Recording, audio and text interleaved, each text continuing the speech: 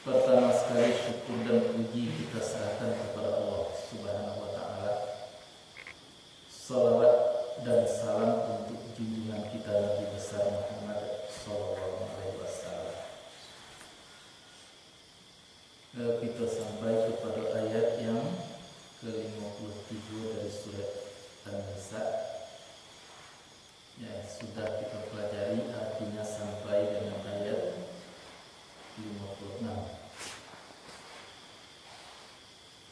Ayat-ayat itu berbicara antara lain adalah orang-orang yang telah terpeleset sesuai dengan ayat sebelumnya untuk percaya kepada jibti dan percaya kepada Taurat. Kalaupun mereka itu diberi bagian daripada kerajaan atau mereka jadi pemimpin, maka orang-orang yang semacam itu tidak akan mampu untuk memberikan kebaikan terhadap yang dipimpinnya atau kepada manusia. Mereka-mereka itu ada mempunyai hasad, dengki terhadap manusia yang diberi karunia oleh Allah Subhanahu wa taala, khususnya kepada Muhammad sallallahu alaihi wasallam. Nah, dan hal itu bukanlah persoalan baru.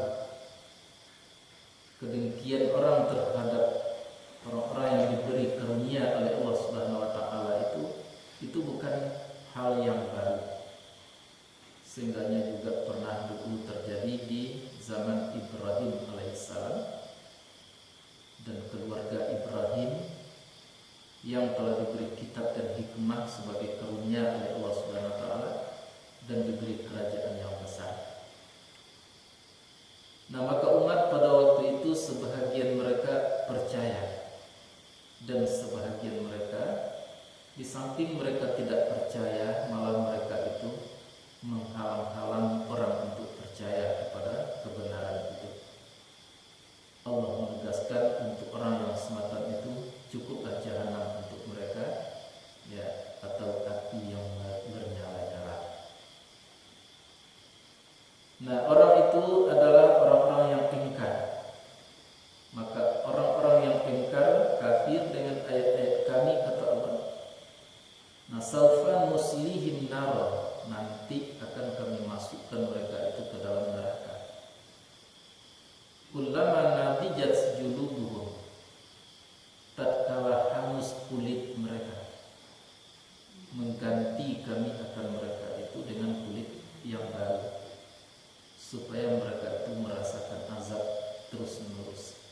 Bahasanya Allah adalah maha gagah lagi maha bijaksana. Itu ruang lingkup dari ayat tadi, kira-kira begitu. Nah, tentu banyak sekali yang harus kita bicarakan. Di antaranya adalah orang-orang yang tidak benar itu, jadi apapun mereka tidak akan lahir kebaikan daripada dirinya. Kebaikan yang sesuai dengan kebaikan Allah Subhanahu wa taala atau yang diakui oleh Allah Subhanahu wa taala. Kalaupun mereka nampaknya berbuat baik tapi tidak benar di sisi Allah Subhanahu wa taala. Kemudian di dalam ayat kita menemukan kata-kata hasad. Hasad itu adalah sesuatu kemauan di dalam diri untuk menghilangkan kebaikan pada orang lain dan kebaikan itu pindah kepada diri mereka. Begitu yang ada di dalam hatinya, itu namanya adalah hasad. Nah, maka hasad itu adalah sangat berbahaya sekali, sehingga disebutlah hasad itu dengan sifat muhlikat. Nah, banyak kawannya tuh. Sifat muhlikat artinya sifat yang mencelakakan. Jadi siapapun orangnya yang memiliki sifat-sifat muhlikat itu, maka justru akan mencelakakan orang yang bersangkutan.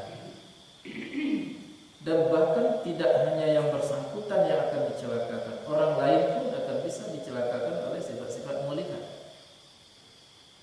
Nah, lawan daripada sifat muhlikat itu adalah sifat munjiat. Sifat munjiat yang melepaskan sifat-sifat baik, atau juga disebut itu dengan sifat-sifat mahmudah, sifat-sifat yang terpuji. Nah, maka sifat yang terpuji itu empat pokoknya, sesuai dengan sifat Rasulullah SAW. Satu adalah sidik, yang kedua tabligh, yang ketiga amanah, yang keempat adalah fatonah. Nah, ingat, sifat-sifat muhlikat termasuk hasad tadi itu perlu dihilangkan, perlu dibersihkan. Nah, maka untuk membersihkan itu adalah masukkan sifat-sifat munjiat, sifat-sifat mahmudah yang empat pokok tadi, sebagai ikutan kita Nabi Muhammad SAW. Nabi itu mempunyai 4 sifat yang paling populer. Maka apabila sifat itu kita tularkan ke dalam kehidupan kita, maka sifat muhlikat akan hilang atau akan bersih. Jadi jangan salah, sepakat itu ulama-ulama hakikat bahwa sifat-sifat muhlikat itu adalah sifat-sifat yang tercela: pendendam, iri hati, khusumat, dengki, syak, bahkan sampai 60 macamnya dikumpulkan oleh Allah. Nah, sepakat pula ulama bahwa sifat itu harus dibersihkan, dibuang.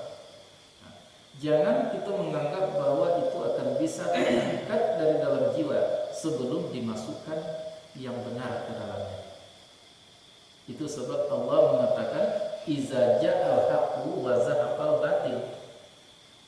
Kalau tegak yang hak, maka yang batil akan lenyap. Jadi ingin membersihkan sifat-sifat muhlikat, masukkan sifat-sifat terpuji ke dalamnya, maka sifat-sifat muhlikat akan dikalahkan atau akan dihilangkan oleh Allah Subhanahu wa taala. Nah, banyak sifat-sifat terpuji itu sebetulnya pemaaf, solidaritas tinggi sosial, dan lain-lain sebagainya. Tapi empat yang pokok: sidik, tabligh, amanah, fatonah. Sidik adalah nama daripada perbuatan baik yang benar.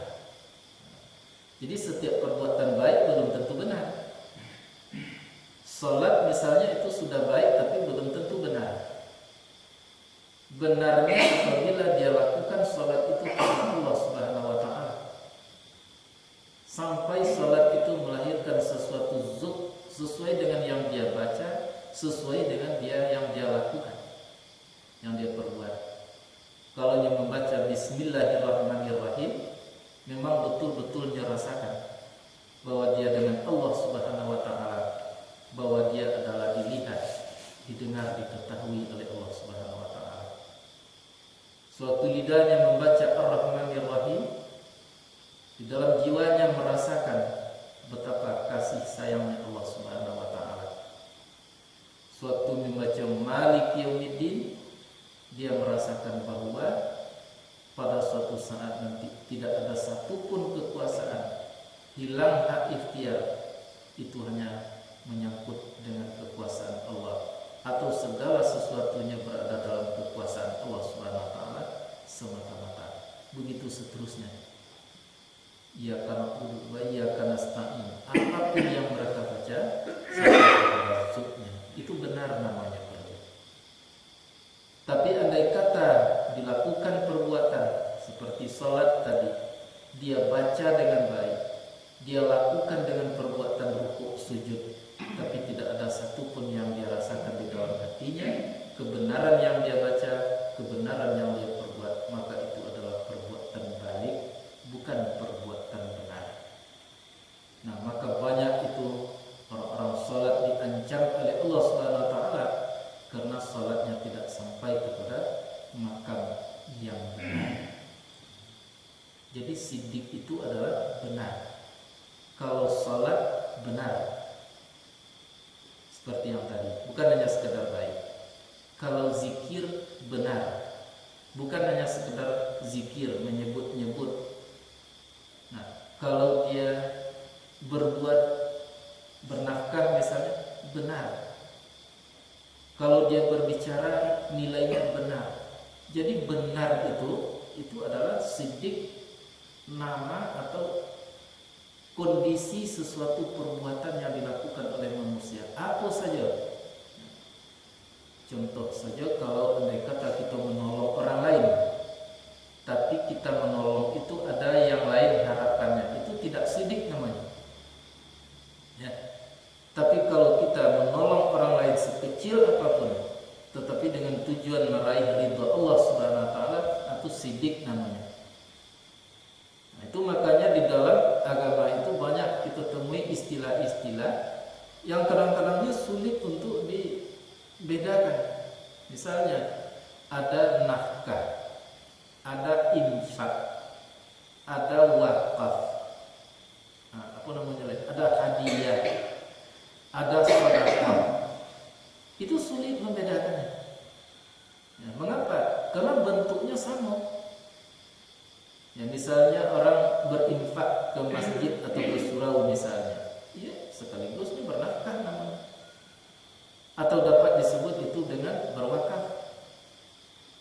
Atau menolong orang lain dapat disebut itu dengan hadiah.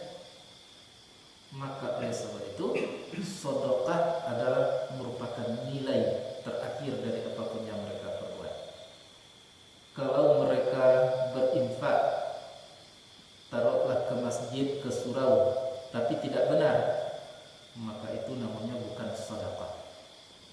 Kalau dia mengeluarkan zakat, tapi dikenakan yang lain-lain, berarti tidak benar, berarti tidak sedekah. Sekalipun dia tujuan membuat masjid pribadi, tetapi dengan tujuan bukan mardatillah, keridhaan Allah Subhanahu wa taala, itu bukan sedekah, artinya bukan benar. Nah, jadi satu daripada sifat Rasul itu adalah sidik, benar Rasulullah sallallahu alaihi wasallam. Dari ujung kaki sampai ke ujung rambut, dari pagi sampai sore, dari perbuatan sampai perkataan, dari pikiran sampai kepada gerak hatinya, tidak ada yang tidak benar di sisi Allah Subhanahu wa taala. Itulah yang sidik. Nah, kita harus mencontoh itu. Kalau kita berbicara harus nilainya sidik. Kalau kita mempelajari ayat-ayat Allah seperti ini harus bernilai sidik. Sedekah tadi. Kalau kita bernafkah harus sidik.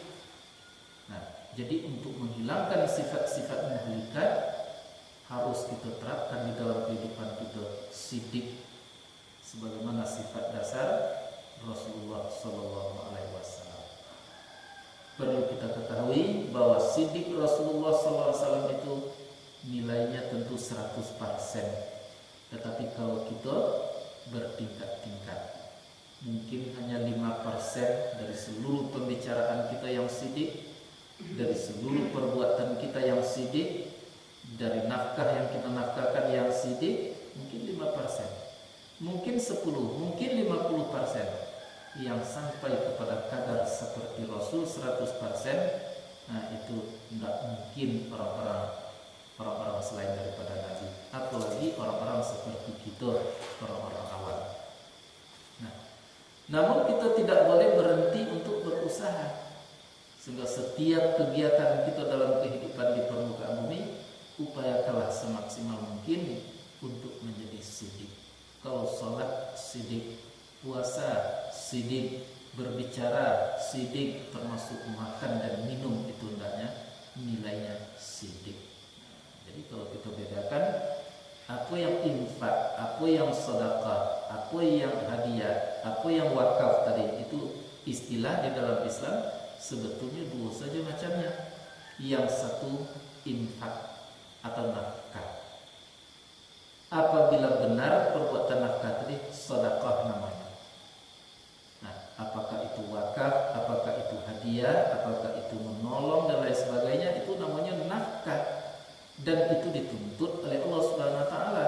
Dari awal-awal Allah mengatakan wa mimma razaqnahum yunfiqun. Allah sudah mengisyaratkan orang-orang bertakwa itu sebahagian dari rezeki yang diberikan Allah mereka infakkan, mereka nafkahkan. Apakah di dalam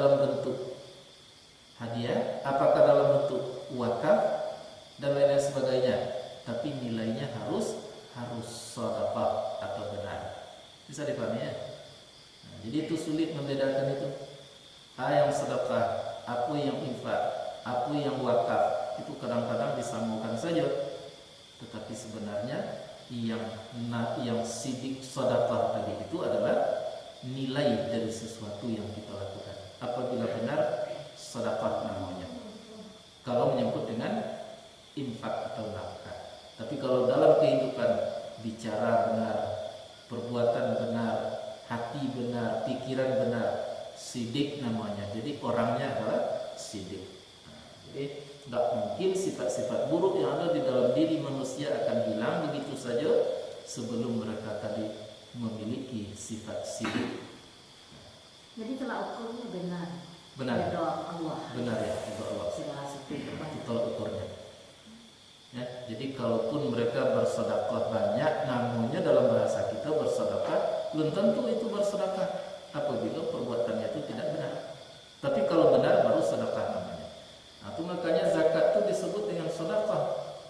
Innamas shadaqatu lil fuqara. Ya, bahasanya sedekah itu zakat maksudnya itu. Zakat yang benar maksudnya. Nah, jadi orangnya bernama Siddiq. Jadi Rasulullah itu adalah orang yang Siddiq. Kita mencontoh dan berupaya untuk meningkatkan kualitas daripada kesidikan kita tadi. Nah, dan kemudian yang keduanya sifat yang harus kita miliki sebagaimana kita harus mencontoh kepada Rasulullah, tabligh. Nah, tabligh itu artinya menyampaikan, ya, atau sampai. Ya, kalau undai kata disampaikan pengajian seperti nan kini itu sekaligus otomatis itu tabligh. Sifat awal tadi apa? Sidik, harus benar. Jadi kalau menyampaikan pengajian seperti kini kok tidak karena Allah Subhanahu wa taala itu bukan sidik, bukan sedekah. Tapi kalau secara benar, ikhlas karena Allah Subhanahu wa taala, maka ini adalah sedekah. Nah, barangkali sedekah yang tertinggi nilainya dibandingkan dengan apa-apa. Sebab kalau kita memberikan sesuatu kepada manusia, belum tentu manusia tadi akan baik oleh sesuatu. Tapi kalau ilmu yang kita berikan, itu jelas-jelas itu adalah membawa keuntungan dunia dan akhirat. Jadi mengaji seperti nanti itu menyampaikan kaji pada syariatnya sudah tabligh. Tapi apakah sudah sidik tergantung kepada orangnya. Nah, termasuk menerima pengajian, apakah sidik atau tidak? Orang yang menerima pengajian, andai katanya ikhlas karena Allah, bukan yang lain-lain, maka itu adalah sidik orangnya. Nah, namanya sedekah. Nah, jadi sedekah tadi berlaku di dalam segala hal. Apabila benar itu sedekah. Makan pun sedekah. Ya, bahkan kata Rasulullah Sallallahu Alaihi Wasallam di dalam pelaksanaan salat itu, apabila seseorang itu tinggal membaca tasyahud, tasyahud itu duduk awal yang pertama, ya, lupa membaca itu, kemudian dia sudah berdiri. Apabila dia sudah sempurna berdirinya, jangan duduk kembali. Tapi kalau lay alun sempurna, ada teguran subhanallah misalnya dari belakang, dari makmum, duduk kembali. Tapi kalau sudah sempurna tegaknya, tak boleh tulai duduk kembali. Mengapa? Karena Allah bersedekah. Itu benar yang seperti itu. Nah, kalaupun kamu berpuasa, lalu lupa, lalu kamu makan, jangan dibatalkan puasa. Begitu ingat, teruskan puasa. Itu adalah benar namanya kerajaan semacam itu. Di sisi Allah Subhanahu wa taala, itu Allah bersedekah. Jadi Allah pun bersedekah kepada kita. Jadi sedekah itu bisa di dalam bentuk nafkah tadi, bisa di dalam bentuk perbuatan, bisa di dalam bentuk. Yang pokoknya nilainya benar itu sedekah. Nah, maka untuk itu tabligh nomor 2, apabila menyampaikan sesuatu harus bersifat sidik. Dan kemudian tabligh itu berarti sampai. Ya. Artinya apa? Yang dijelaskan itu harus jelas tuntas. Ya, kalau kita bicara tentang takwa, tuntas bicara tentang takwa. Jangan tanggung-tanggung. Ya, itu kan banyak bapak-bapak, ibu-ibu yang berbahagia. Mari kita tingkatkan iman dan takwa kita kepada Allah Subhanahu wa taala. Itu tidak tuntas namanya, tidak tabligh namanya yang semacam itu. Apa sebab? Mana mungkin orang diajak untuk bertakwa sementara mereka tidak mengerti apa yang dikatakan takwa. Mana mungkin akan bisa terjadi takwa sementara jalan dan caranya tidak jalan. Itu tidak tabligh namanya yang semacam itu. Jadi tabligh itu dua sisi. Menyampaikan secara lahir, secara benar, sidik tadi, dan kemudian menuntaskan apa yang disampaikan itu. Jangan tanggung-tanggung. Itu sebabnya banyak kita rasakan informasi agama terhadap diri kita sendiri, tetapi tidak membawa diri tadi kepada kesadaran. Karena kita tahu tapi tidak mengerti. Nah, contoh dalam pengajian apa? Sama saja dengan menyuruh orang kenyang tapi tidak makan. Biarlah kita bicara tidak kenyang, tidak kita bicarakan kenyang, tetapi caranya untuk kenyang tadi kita berikan. Ya, tanah nasi, makan nasi, cari bore dan lain sebagainya, itu lebih mantap. Jadi tabligh itu artinya sampai. Kalau kita berbicara tentang puasa, tuntaskan pembicaraan tentang puasa tentu sesuai dengan kadar kemampuan kita masing-masing. Ya, kalau kita bicara tentang ilmu, tuntaskan pembicaraan tentang ilmu. Kalau kita bicara tentang segala sesuatunya, tuntaskan. Untuk menuntaskan itu, ya, perlu 3 pertanyaan sekurang-kurangnya. Yang pertama sekali, apa? Yang kedua, bagaimana? Yang ketiga, mengapa? Pertanyaan yang 3 kok perlu untuk menuntaskan apa yang kita sampaikan. Kalau kita mengatakan takwa, apa yang dikatakan takwa itu? Ya, apa takwa itu? Nah, dan kemudian bagaimana takwa itu? Bagaimana mendapatkannya? Bagaimana kalau tidak bertakwa? Nah, kemudian mengapa takwa? Mengapa kita harus bertakwa kepada Allah Subhanahu wa taala? Apabila dapat terjawab pertanyaan yang 3 itu, insyaallah mudah-mudahan itu sampai ya kepada tabligh. Nah, jadi tabligh itu adalah artinya sampai dua sisi tadi. Menyampaikan secara lahir, secara benar, dan menyampaikan pembicaraan itu dengan secara tuntas. Jadi harus berilmu loh ya. Pasti, tapi tidak harus berilmu. Kalau tidak, apa yang dibicarakan? Nah, itu jadinya kalau ilmu tidak ada perintah-perintah saja dalam agama, anjuran saja dalam agama, itu jadinya maka kesadaran tidak akan terbentuk. Itu seperti yang tadi, Bapak Ibu-ibu yang berbahagia, mari kita tingkatkan ketakwaan kepada Allah Subhanahu wa taala. Sementara kita tidak mengerti apa yang takwa, sementara kita tidak mengerti jalan untuk bertakwa, sementara kita tidak paham kalau tidak bertakwa tidak kita pahami itu. Itu contoh. Sama dengan bapak-bapak, ibu-ibu, mari kita kenyang, makan tidak diajar, bertanak tidak diajar, mana mungkin kita akan kenyang tanpa makan. Nah, itu contoh-contohnya. Sidik ya, pokok. Tablighnya harus sidik. Kemudian amanah, sidik, tabligh, amanah. Amanah itu artinya bertanggung jawab. Ya, kita kan menerima amanah. Dalam Quran itu dipalingkan amanah itu kepada bumi, enggan bumi menerima. Diberikan kepada bukit, enggan bukit itu menerima. Tapi diterima oleh manusia. Ya, begitu manusia tadi itu menerima, tetapi yang terjadi apa? Kebodohan, tidak amanah, tidak bertanggung jawab untuk menerima amanah itu. Nah, amanah artinya dipercaya untuk atau bertanggung jawab untuk menerima apa yang diamanahkan kepadanya. Ya, apa yang diamanahkan kepada manusia itu agama. Agama itu diamanahkan kepada manusia. Untuk apa? Untuk dapatnya seluruh amanah-amanah yang lain tadi menjadi sidik. Kita diberi oleh Allah mato. Amanah itu kan kau. Ditaruh Allah udah masuk kita. Kita diberi kaki, tangan, seluruhnya itu adalah pertaruh Allah Subhanahu wa taala kepada kita. Yang kita harus bertanggung jawab mata harus dipertanggungjawabkan sidiknya, telinga harus dipertanggungjawabkan sidiknya, kaki, tangan dipertanggungjawabkan sidiknya. Dan kemudian yang di luar diri kita sendiri, suami bagi si istri, istri bagi si suami, anak sekalipun, harta yang ada di luar diri kita, seluruhnya itu adalah merupakan amanah atau pertaruh Allah kepada kita. Nah, kita harus amanah, artinya bertanggung jawab untuk menerima amanah ditaruh Allah Subhanahu wa taala itu.